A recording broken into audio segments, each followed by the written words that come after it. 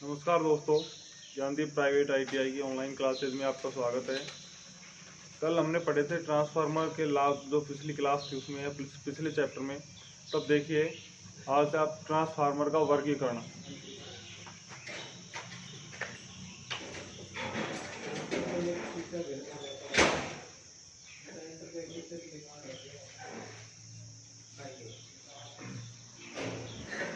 Transformer का वर्गीकरण।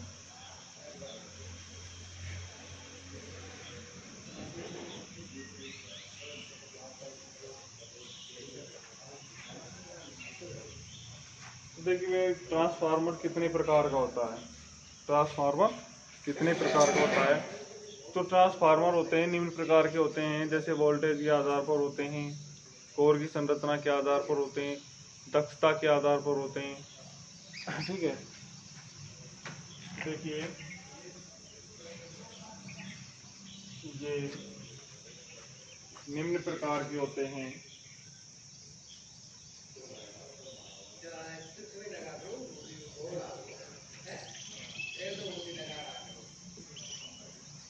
ये निम्न प्रकार के होते हैं, जैसे नंबर 1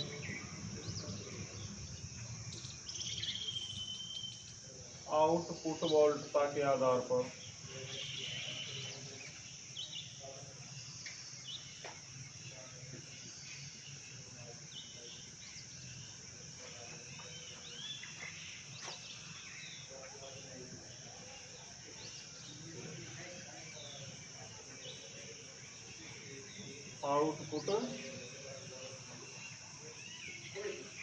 आउटपुट वोल्टता के आधार पर। तो देखिए इसमें कि भैया आउटपुट वोल्टता के आधार पर किस तरीके से बांटा गया है ट्रांसफार्मर को किस तरीके से बांटा गया है। तो भी आउटपुट वोल्टता के आधार पर ट्रांसफार्मर दो भागों में बांटा गया है। कितने भागों में बांटा गया है? दो भागों में बांटा गया है। एक तो है अपने स्टेप डाउन और एक है स्टेप अप ट्रांसफार्मर। तो स्टेप अप का काम क्या होता है और स्टेप डाउन का काम क्या होता है? तो ये आप सभी जानते हैं। स्टेप अप का मतलब होता है कि वोल्टेज को बढ़ाना। क्या है? वोल्टेज को बढ़ाना। जब वोल्टेज बढ़ाएंगे तो जो स्टेप अप ट्रांसफार्मर है आपका, जो उत्साहक है, वो क्या करता है कि निम्न वोल्टेज ग्रहण करता है। क्या करता है? निम्न वोल्टेज ग्रहण करता है और उनको वोल्टेज को बढ़ा करके हमको आउटपुट देता है। तो देखिए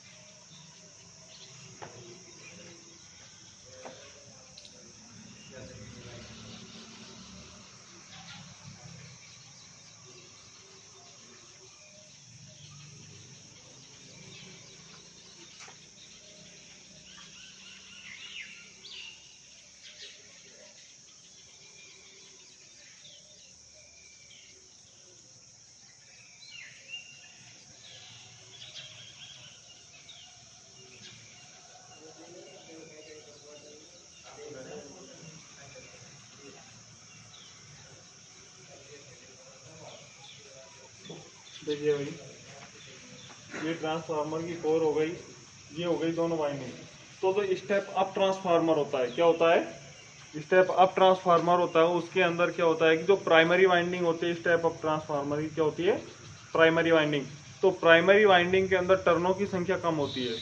प्राइमरी वाइंडिंग के अंदर सेकेंडरी की अपेक्षा टर्नों की संख्या क्या होती है?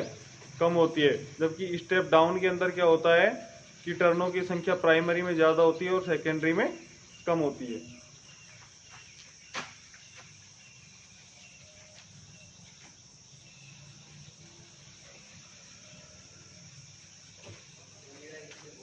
देखिए आउटपुट वोल्टता के आधार पर ट्रांसफार्मर को दो भागों में बांटा गया है। वो है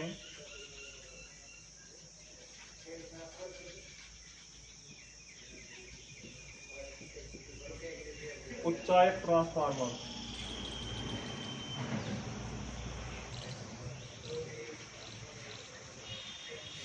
सहायक ट्रांसफार्मर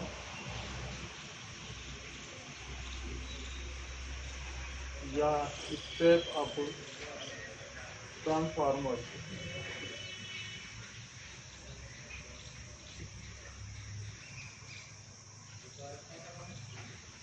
और दूसरा है अपचायक ट्रांसफार्मर।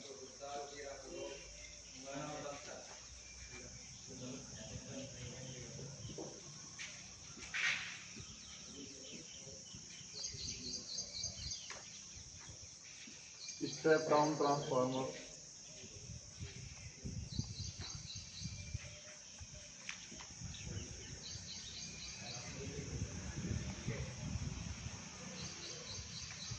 ठीक है भाई, कौन कौन से हैं?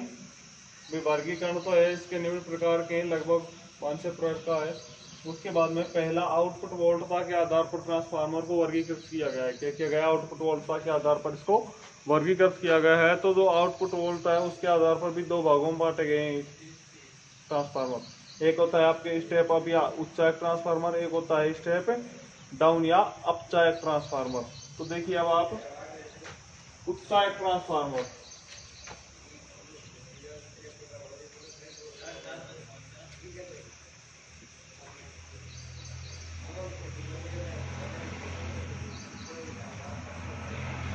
उत्साहक ट्रांसफार्मर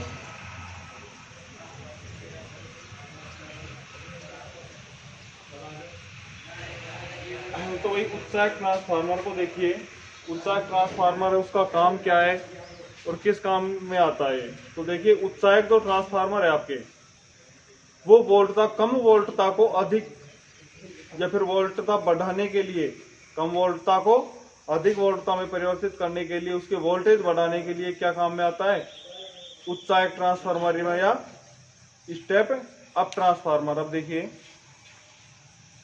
इसकी प्राइमरी वाइंडिंग में सेकेंडरी वाइंडिंग की अपेक्षा टर्नों की संख्या क्या होती है? कम होती है।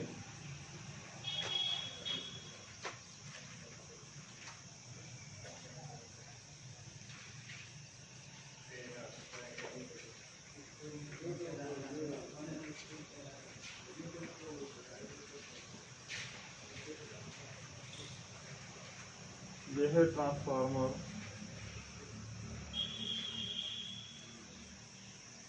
इनपुट में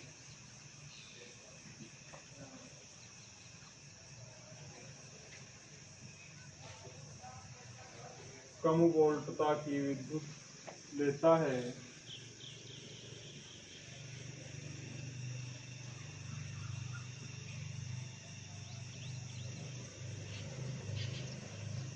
ग्रहण करता है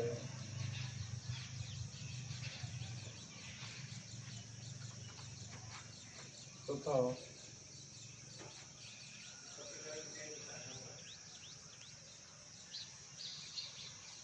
आउटपुट में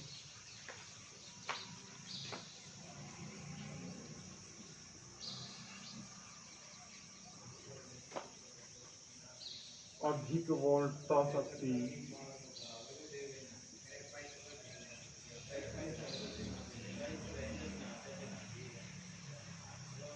अधिक वोल्टता शक्ति प्रदान करता है।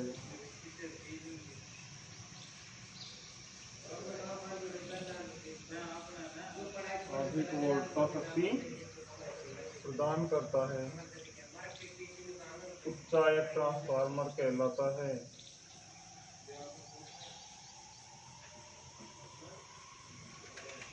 उत्साहक ट्रांसफार्मर कहलाता है। ठीक है भाई, अब देखिए, ये आ गया आपको उत्साहक ट्रांसफार्मर कौन सा ट्रांसफार्मर कहलाता है। अब इसकी बनावट कैसी होती है? इसकी बनावट कैसी होती है तो वो देखिए,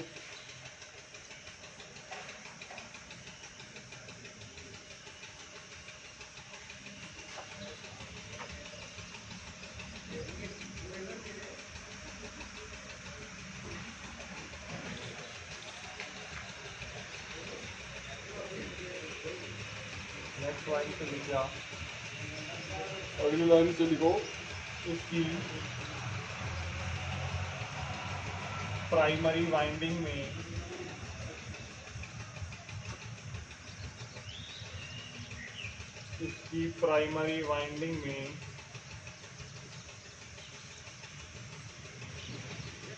सेकेंडरी वाइंडिंग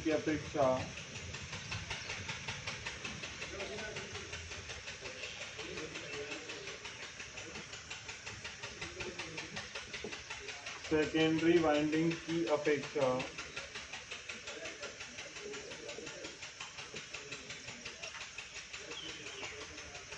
टर्नों की संख्या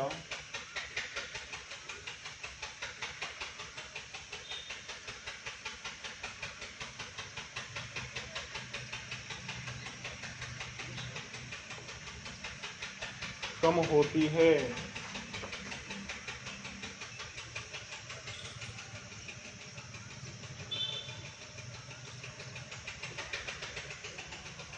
ठीक है भाई, इसका उपयोग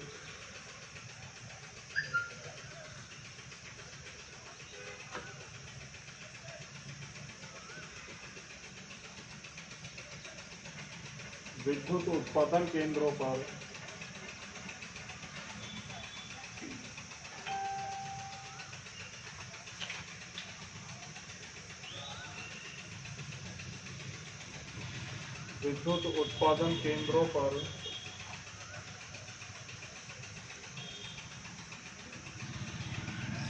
जनरेटर से प्राप्त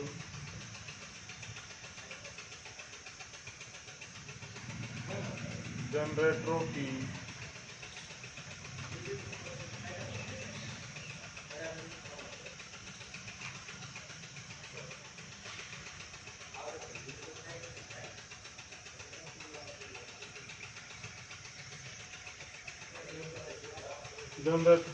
वोल्टता को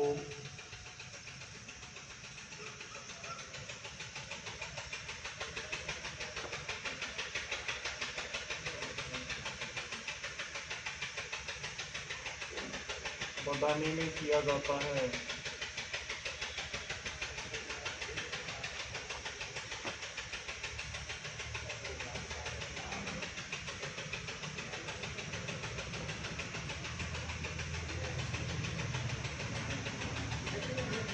ठीक है भाई, अब देखिए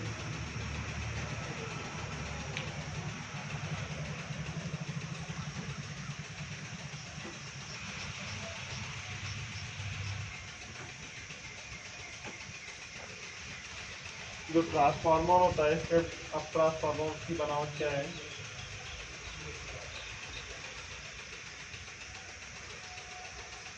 इनकी बनावट आकृतिक संरचना में कोई परिवर्तन नहीं होता, सिर्फ इनकी बाइंडिंग्स में परिवर्तन होता है कि स्टेप अप ट्रांसफार्मर में कैसी बाइंडिंग होती है और स्टेप डाउन में कैसी होती है।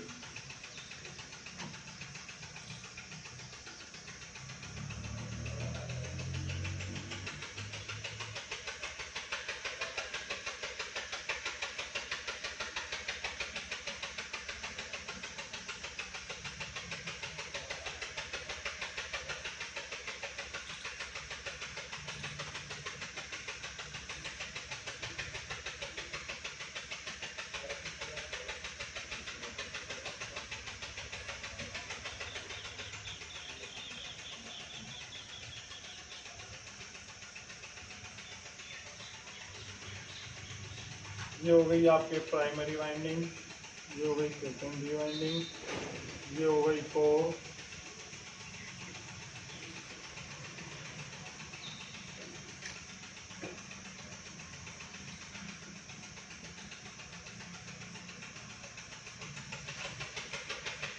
ये हो गए आपके टर्मिनल,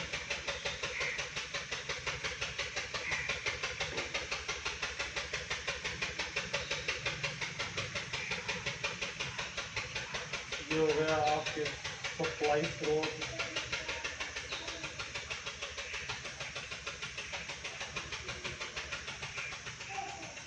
ठीक है। ये आपके ट्रांसफार्मर हो गए। इसके अंदर प्राइमरी वाइंडिंग में क्या होता है कि टर्नों की संख्या कम होती है, जबकि सेकेंडरी वाइंडिंग में टर्नों की संख्या कैसी होती है? अधिक होती है।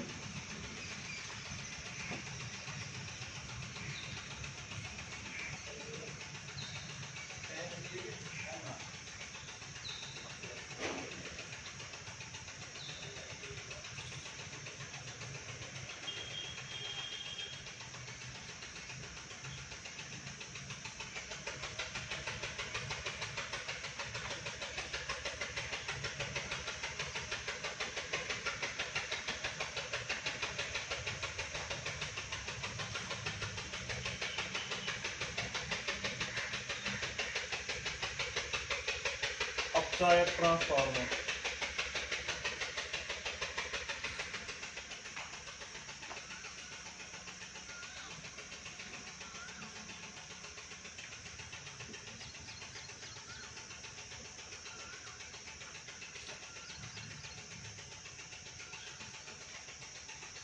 या step down transformer.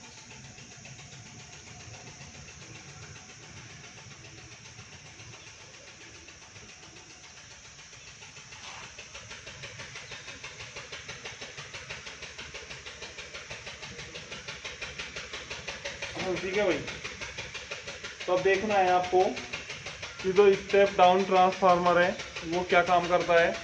Step down transformer है जो वोल्टेज का क्या करता है, अपचयन करता है। वोल्टेज का क्या करता है, अपचयन करता है। इसको इनपुट के रूप में अधिक वोल्टता दी जाती है, जबकि ये हमें आउटपुट देता है उस वोल्टता को घटा करके। जैसे कि शहरी क्षेत्रों में पारेषण के लिए क्या किया जाता है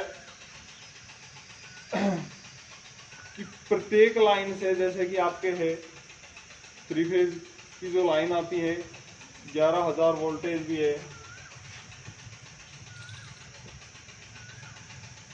22 है, 33 है। तो इन वोल्टेज का क्या करता है कि अपचयन करता है।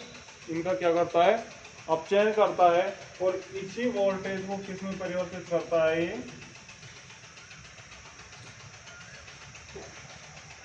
230, 450, 250 इन रूपों में इनको क्या करता है, अपचयन करता है। किसका, हाई वोल्टेज को लो वोल्टेज में परिवर्तित करता है।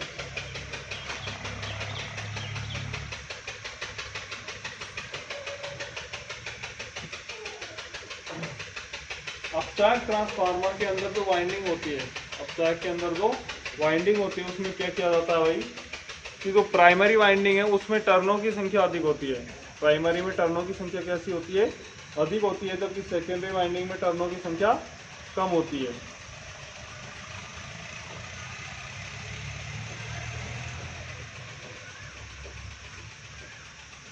देखो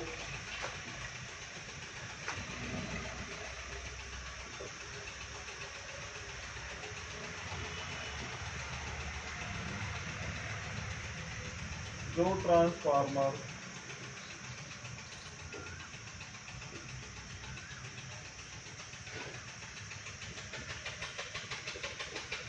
इनपुट वोल्टेज को घटाकर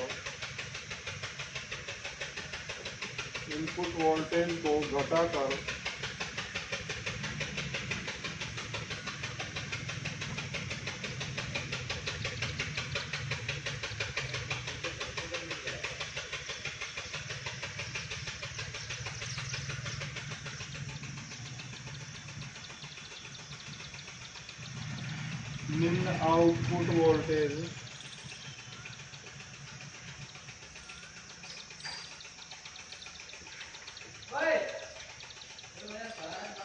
के रूप में प्रदान करता है।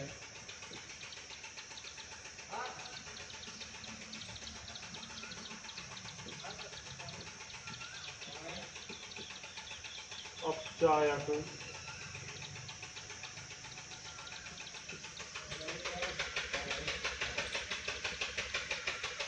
ट्रांसफार्मर कहलाता है।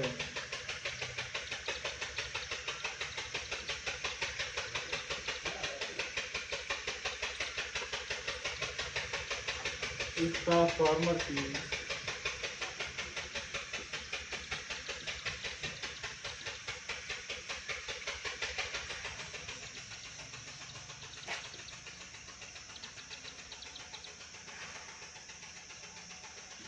प्राइमरी वाइंडिंग में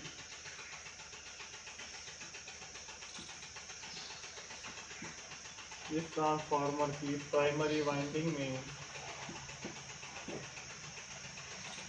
सेकेंडरी वाइंडिंग की अपेक्षा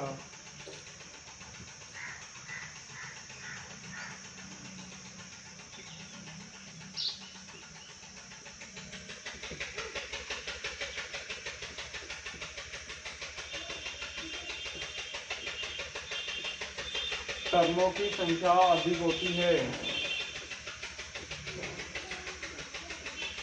टर्नों की संख्या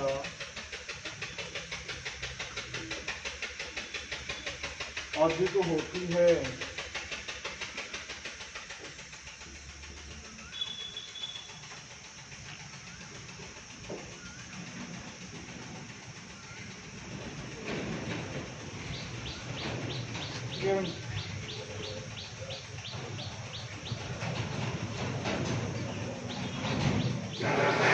हेलो देखिए, जो ट्रांसफार्मर में की जो भाई इनपुट वोल्टेज मिल रही है उनको, चाहे वो 230 वोल्ट मिल रही है या फिर 11,000 वोल्टेज मिल रहा है या 450 वोल्टेज मिल रहा है, कुछ भी मिल रहा है, उसका क्या करता है, अपचयन करते हैं। जो ट्रांसफार्मर क्या करते हैं, उनका अपचयन करते हैं, उस वोल्टेज को घटा करके निम्न वोल्टेज करते हैं, तो वो कहलाते हैं अपचायक ट्रांसफार्मर।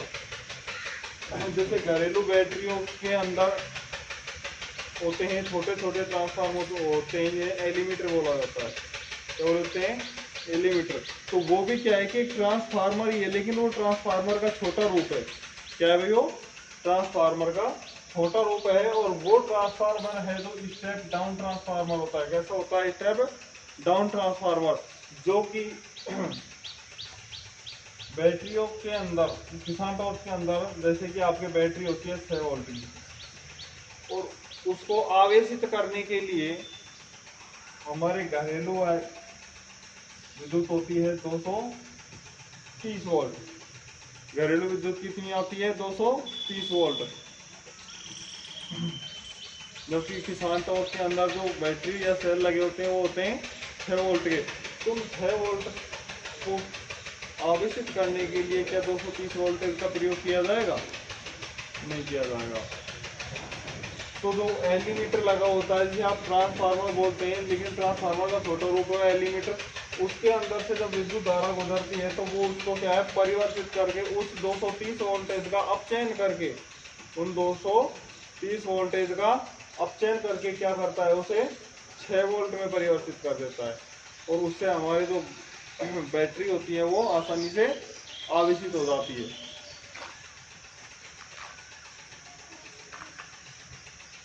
देखिए, उस वोल्टेज है इनपुट में, उसको क्या करता है, निम्न वोल्टेज के रूप में क्या करता है, हमें आउटपुट में देता है। निम्न वोल्टेज के रूप में क्या करता है, आउटपुट में देता है। अब चार ट्रांसफार्मर कहलाता है। इस ट्रांसफार्मर की प्राइमरी वाइंडिंग में, इस ट्रांसफार्मर की प्राइमरी वाइंडिंग में सेकेंडरी वाइंडिंग की अपेक्षा टर्नों की संख्या कैसी होती है, अधिक होती है। सेकेंडरी की अपेक्षा टर्नों की संख्या कैसी होती, कितनी होती है, अधिक होती है। देखिए इसमें इसकी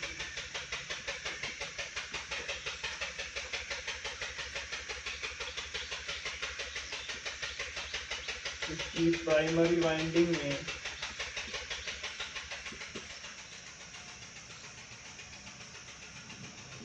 अधिक वोल्टेज दी जाती है।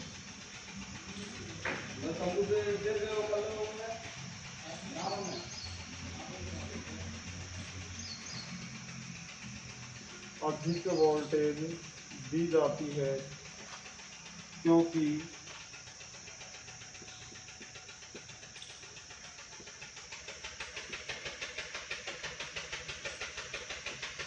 शहरी क्षेत्रों में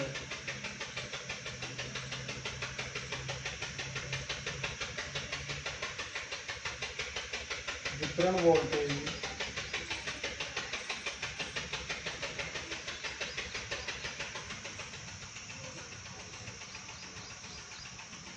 शहरी क्षेत्रों में वितरण वोल्टेज का मान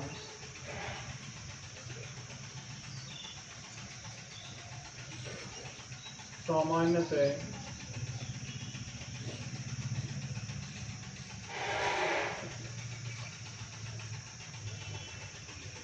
1.1, 2.2, सॉरी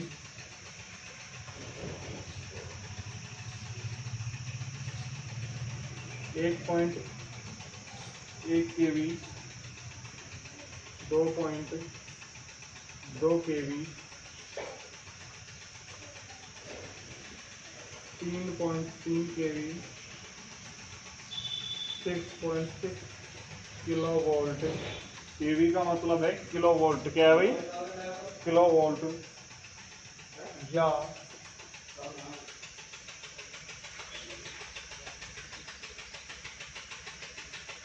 11 किलो वोल्ट होता है।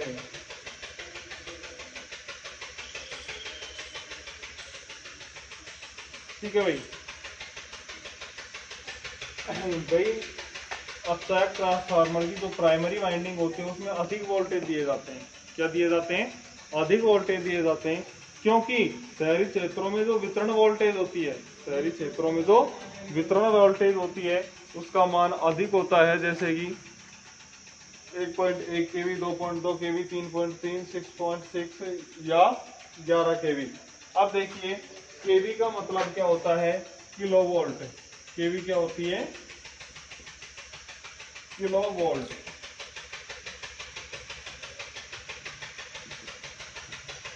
Kilo volt. देखो किलो का मतलब होता है 1000।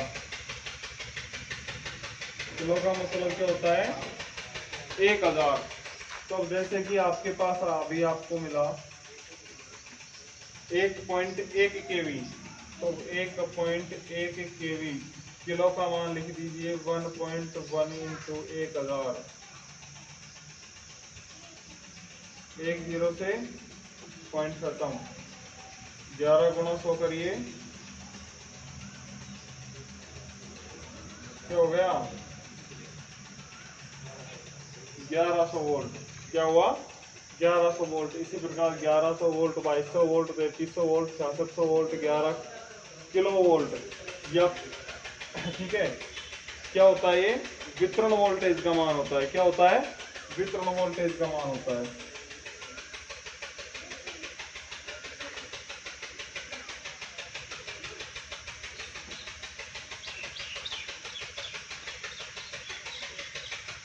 अतः इस वोल्टेज को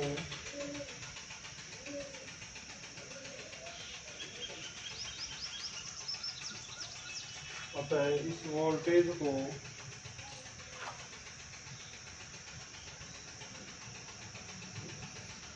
400 वोल्ट में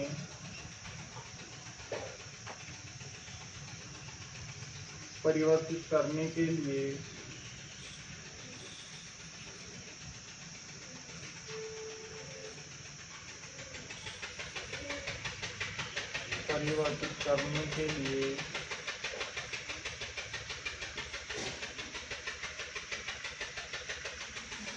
अपचायक ट्रांसफार्मर का प्रयोग किया जाता है। अपचायक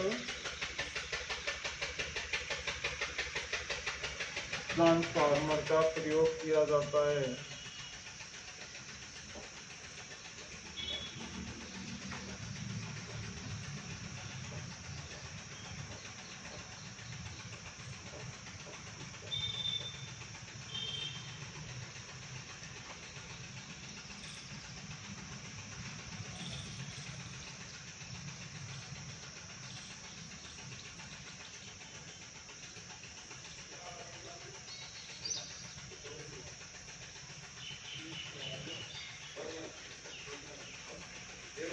जो अपचायक ट्रांसफार्मर होते हैं कि ये किस तरीके के होते हैं?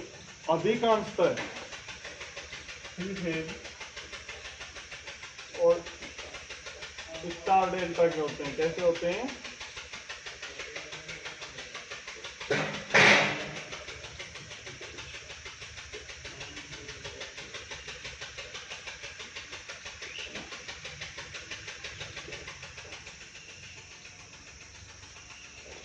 कैसे होते हैं अधिकांशतः अपचायक transformer? Three phase delta star. देखिए इसकी बनावट देख लीजिए।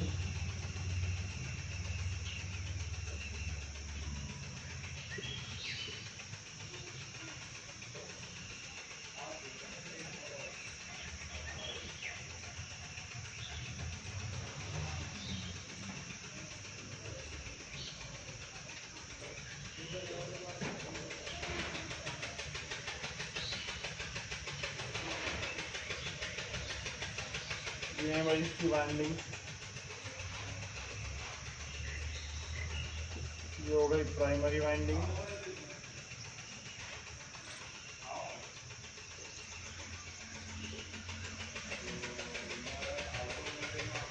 ये हो गई इसकी सेकेंडरी वाइंडिंग, ये आपके कोर है,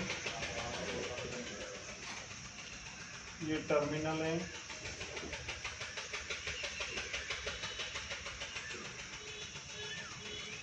क्या भैया टर्मिनल है। तो अब देखिए कि जो इसकी प्राइमरी वाइंडिंग है किसकी, अपचायक ट्रांसफार्मर की, किसकी प्राइमरी वाइंडिंग है, अपचायक ट्रांसफार्मर की जो प्राइमरी वाइंडिंग है इसमें टर्नों की संख्या कितनी है, कैसी है, या कम है या अधिक है, अधिक है। और अपचायक ट्रांसफार्मर की सेकेंडरी वाइंडिंग में क्या है, टर्नों की संख्या कम है।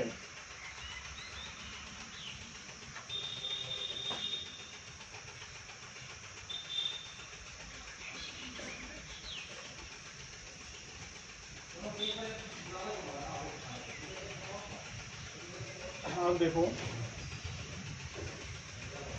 आउटपुट वोल्टता के आधार पर ट्रांसफार्मर दो प्रकार का था, स्टेप अप या उच्चायक ट्रांसफार्मर, स्टेप डाउन या अपचायक ट्रांसफार्मर।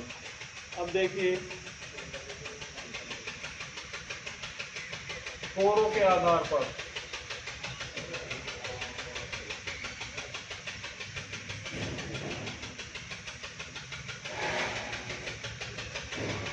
या कोर की संरचना के आधार पर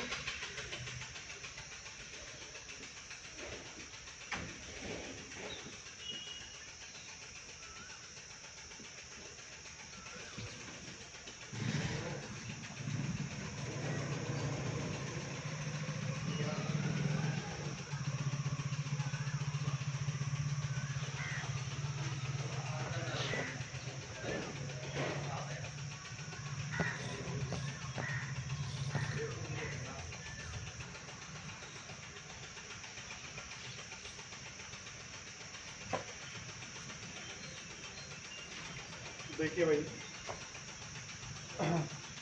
कोर की संरचना के आधार पर भी ट्रांसफार्मर तीन प्रकार के होते हैं। कितने प्रकार के होते हैं, तीन प्रकार के होते हैं। सेल प्रकार का, बेरी प्रकार का और कोर प्रकार का। कितने प्रकार के होते हैं, तीन प्रकार के होते हैं। सेल प्रकार का, बेरी प्रकार का और कोर प्रकार का।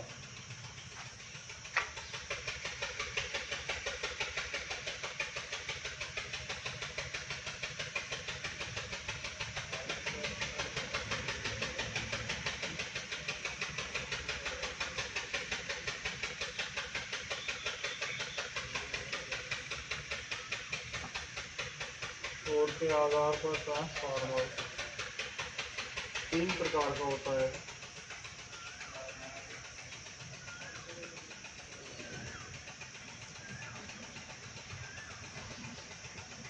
कितने प्रकार का होता है, तीन प्रकार का।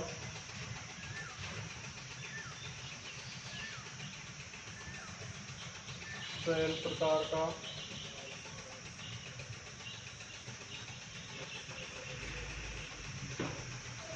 बेरी प्रकार का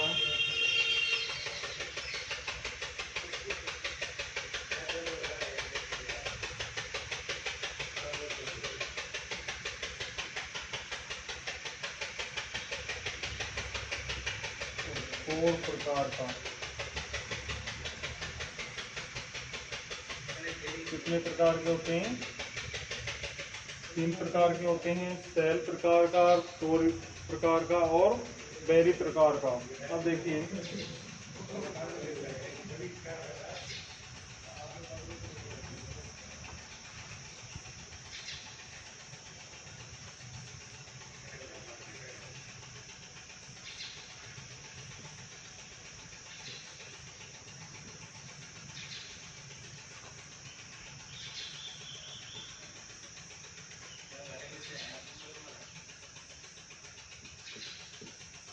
ट्रांसफार्मर में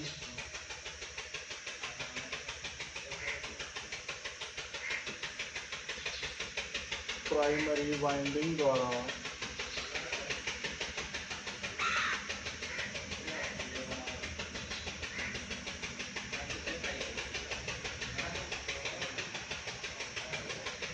प्राइमरी वाइंडिंग द्वारा स्थापित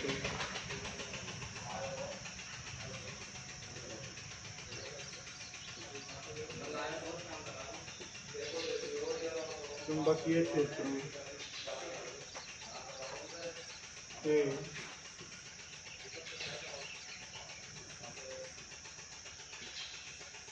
चुंबकीय परिपथ को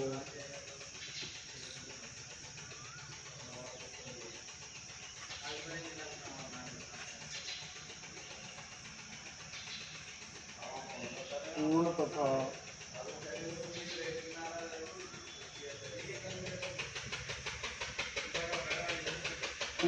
सघन रखने के लिए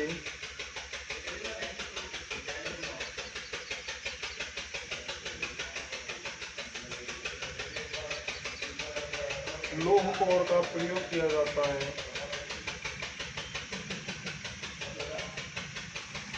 लोह कोर का प्रयोग किया जाता है।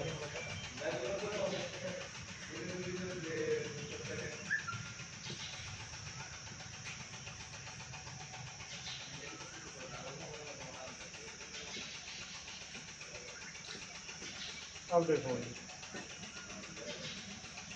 देखिए अब जो कोर की संरचना के आधार पर ट्रांसफार्मर होते हैं वो किस तरीके के होते हैं। इसकी जो प्राइमरी वाइंडिंग में जो चुंबकीय क्षेत्र स्थापित होता है, प्राइमरी वाइंडिंग के अंदर क्या होता है, जो चुंबकीय क्षेत्र स्थापित होता है, तो उस चुंबकीय क्षेत्र का जो परिपथ होता है, जो चुंबकीय बल रेखा होगा क्या होता है, परिपथ होता है। उस परिपथ को पूरा करने के लिए, उस परिपथ को पूरा करने के लिए तथा चुंबकीय क्षेत्र को सघन करने के लिए, चुंबकीय क्षेत्र को सघन करने के लिए किसका प्रयोग किया जाता है। ट्रांसफार्मर के अंदर लोह कोर का प्रयोग किया जाता है। किसका किया जाता है, लोह कोर का प्रयोग किया जाता है। लेकिन लोह कोर के जो ट्रांसफार्मर होते हैं उनके अंदर एक समस्या होती है, उनके अंदर एक समस्या होती है। वो क्या होती है कि जिस ट्रांसफार्मर के अंदर लोह कोर होती है, लोह कोर होंगी, तो उसके अंदर एडी करंट क्षति, एडी करंट क्षति और हिस्टैरिसीस क्षति, ये दोनों का प्रभाव ज़्यादा रहेगा, ये दोष उनमें उत्पन्न हो जाएगा। इसलिए इस क्षति को कम करने के लिए, इस क्षति को कम करने के लिए लोहे के अंदर क्या मिलाया जाता है, सिलिकॉन स्टील मिलाया जाता है। सिलिकॉन स्टील किस लिए मिलाया जाता है, एडी करंट क्षति और हिस्टैरिसीस क्षति को कम करने के लिए।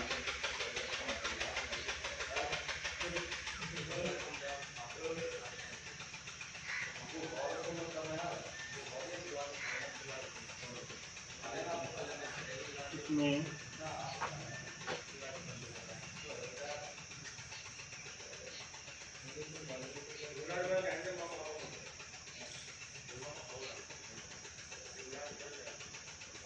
एडी करंट क्षति तथा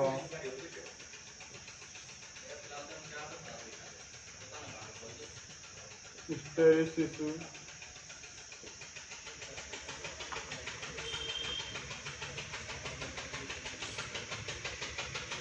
क्षति को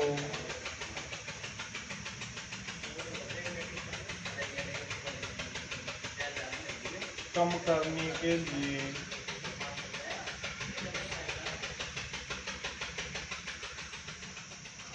लोह में सिलिकॉन स्टील का सिलिकॉन स्टील मिलाया जाता है।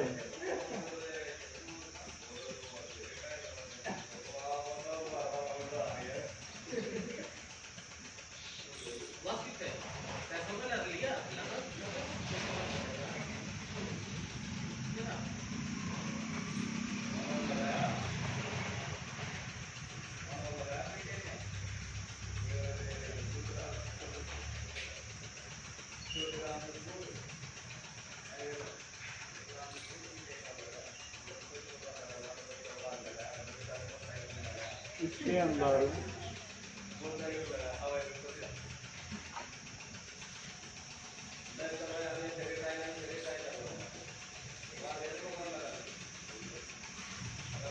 कोर की आकृति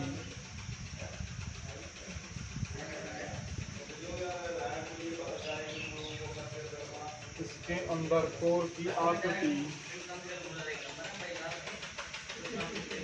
की आई यू एल जे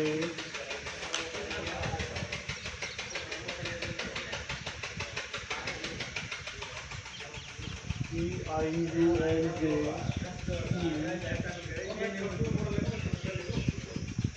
आदि प्रकार की होती है।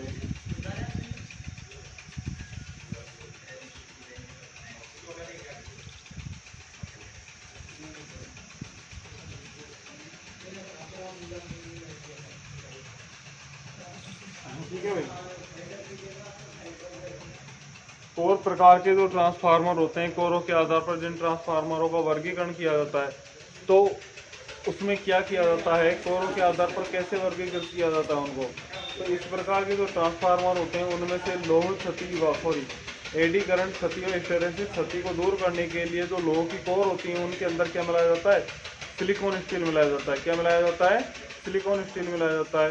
और लोह कोर होती है उनसे क्या होता है कि जो प्राइमरी वाइंडिंग के द्वारा जो चुंबकीय क्षेत्र स्थापित होता है, प्राइमरी वाइंडिंग के द्वारा जो चुंबकीय क्षेत्र स्थापित होता है, उस चुंबकीय क्षेत्र को सघन करने के लिए, उस चुंबकीय क्षेत्र को सघन करने के लिए क्या किया जाता है भाई, इन लोह कोरों का प्रयोग किया जाता है। अब देखिए आगे,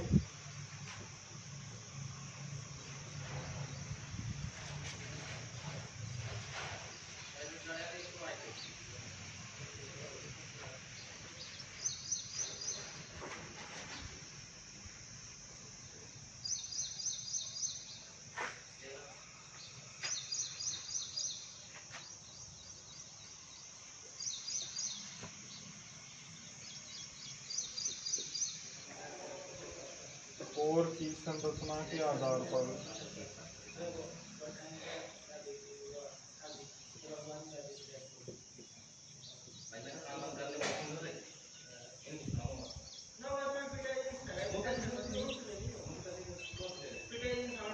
कोर की संरचना के आधार पर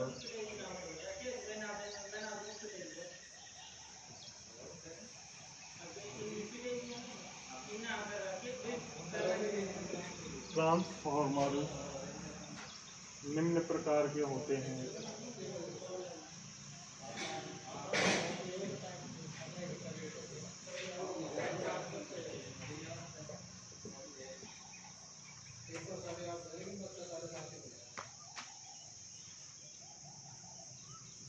ए पॉइंट, सेल प्रकार के ट्रांसफार्मर,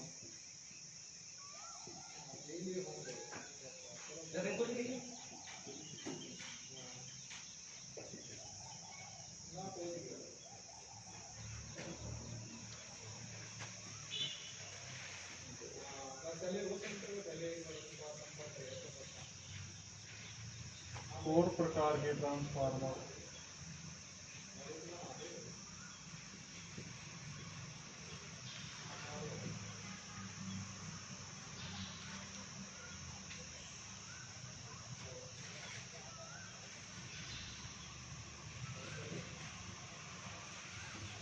बेरी प्रकार के ट्रांसफार्मर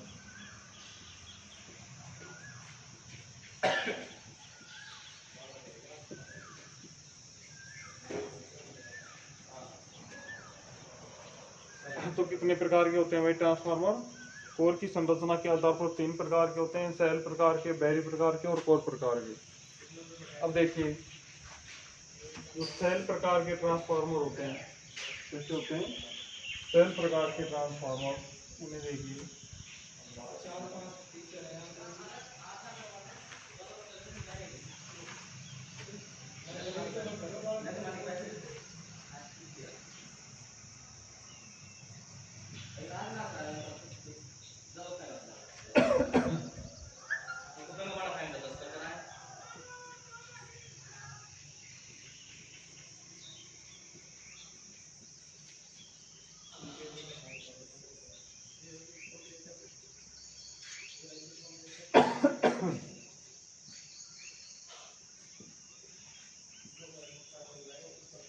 तो देखिए, सेल प्रकार के जो ट्रांसफार्मर होते हैं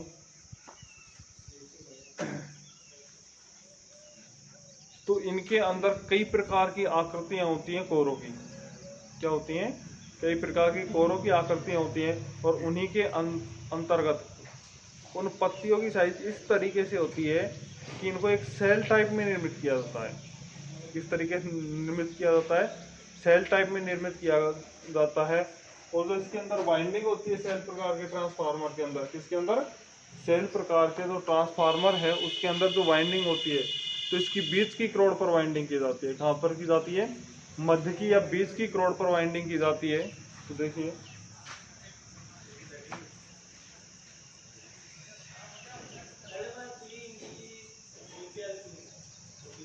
इस प्रकार के ट्रांसफार्मर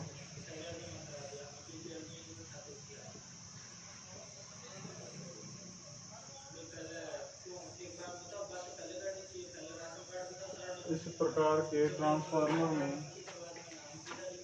CI M तथा PU तथा TU प्रकार की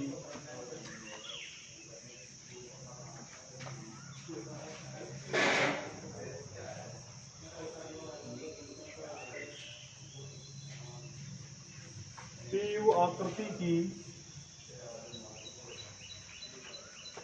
स्टैंपिंग्स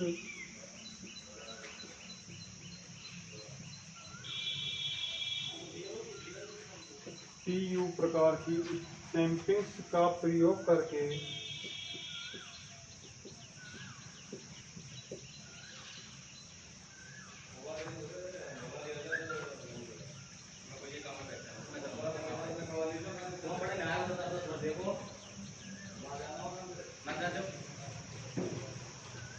दोहरी आयताकार कोर तैयार की जाती है।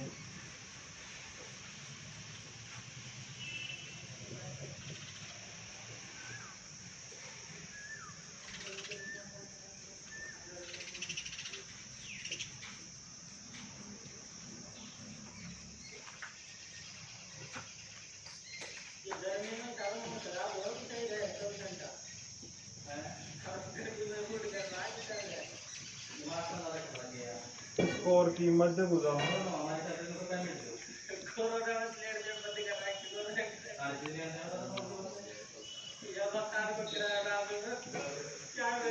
मध्य भुजा पर वाइंडिंग की जाती है।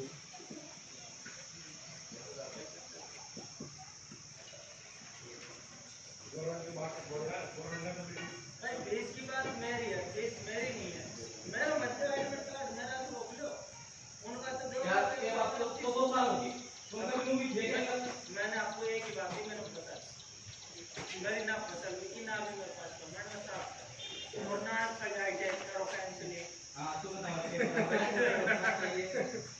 भाई ज्यादा दाम रखने में ऐसे करा सचिन घर में वा कैंसिल के ऊपर दो पेपर खड़े उनकी तो फीस जमा मेरी ना है तुम घर में कैंसिल करते तो मेरी ना फीस तो दवा भाई बात कराऊंगी सेकेंडरी वाइंडिंग की जाती है।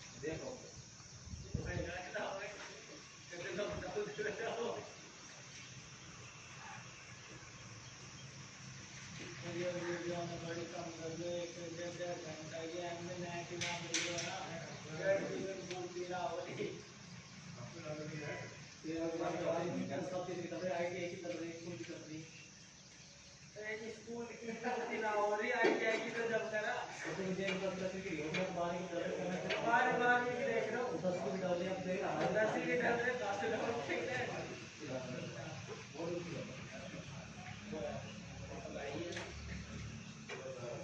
जी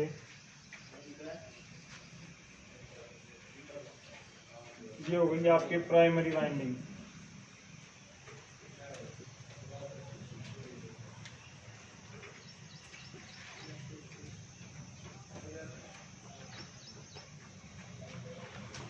ये हो गई सेकेंडरी वाइंडिंग।